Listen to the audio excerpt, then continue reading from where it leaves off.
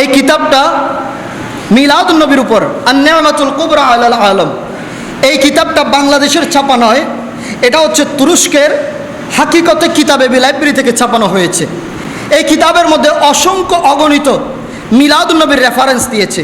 এই কিতাবের মধ্যে সিদ্দিকে আকবরের কৌল এনেছে, এই কিতাবের মধ্যে ফারুকে আজমের কৌল এনেছে, এই কিতাবের মধ্যে উসমান গনি যুন্নুরাইনের কৌল এনেছে, এই কিতাবের মধ্যে মাওলা আলী শের খুদার কৌল এনেছে, এই কিতাবের মধ্যে হযরতে হাসান বসরির কৌল এনেছে, এই কিতাবের মধ্যে হযরত জুনাইদ বগদাদির কৌল এনেছে, এই কিতাবের মধ্যে মারুফ করখির কৌল এনেছে, এই কিতাবের মধ্যে ফখরুদ্দিন রাজির কৌল এনেছে, এই কিতাবের মধ্যে অসংখ্য অগণিত কৌল এনেছে। হযরতে মারুফ করখি বলতে লাগলেন, কদ্দাসাল্লাহু সিররাহু মান হাইয়া তাআমান লিআজালি কিরাআতি মাউলিদিন নবী সাল্লাল্লাহু আলাইহি ওয়াসাল্লাম ওয়া জামা ইখওয়ানান ওয়া আওকিদা সিরাজান ওয়া লাবিসা জাদিদান ওয়া তাবাখখারা ওয়া তাআত্তারা তাযীমান লিমাউলিদিন নবী সাল্লাল্লাহু আলাইহি ওয়াসাল্লাম হাশারাহুল্লাহু ইয়াউমাল কিয়ামতি মাআল ফিরকাতিল উলা মিনান নবিয়্যিন। চিৎকার দিয়ে বলেন সুবহানাল্লাহ।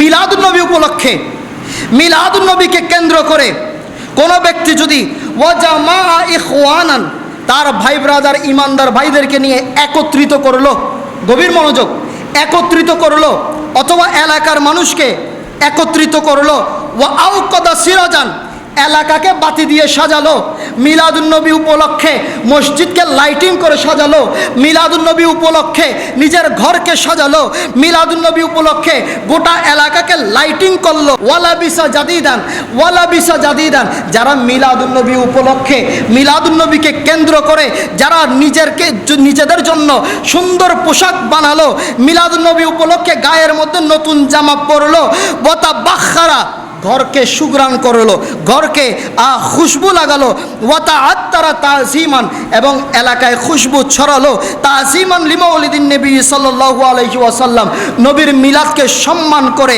হাশারাহুল্লাহু ইয়াউমাল কিয়ামতি মাআল ফিরকাতিল উলা মিনান নবিয়্যিন।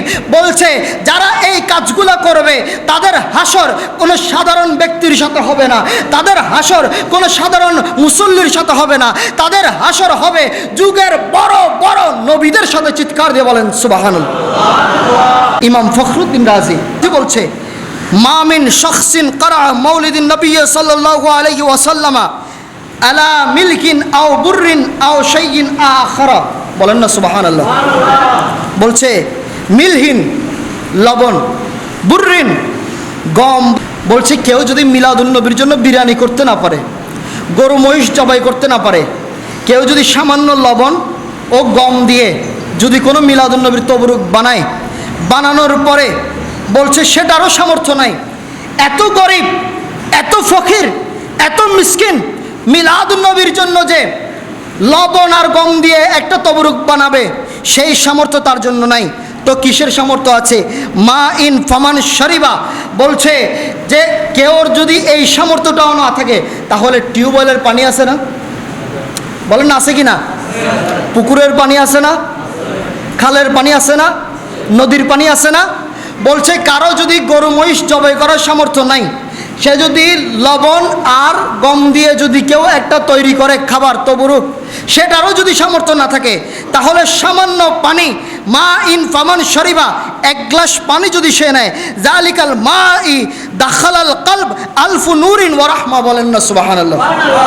বলছে কেউ যদি মিলাদুন নবীর তবরুকের জন্য এগুলো যদি আয়োজন করার সামর্থ্য না থাকে, এক গ্লাস পানিকে সামনে নিয়ে যদি মিলাদুন নবীর ফাতেহা দেয়, মিলাদুন নবীর আলোচনা করার পরে ওই এক গ্লাস পানিকে যদি সবাই মিলে ভাগ করে খায়, সবাই মিলে ভাগ করে খায়, খাওয়ার পরে কি বলছে, দুনিয়ার জমিনে পানি খাইলে সেটা গাল দিয়ে খাইলে পেটে গিয়ে পড়ে, আর এখানে বলছে ওই পানি পেটে যাবে না, ওই পানি কোথায় যাবে?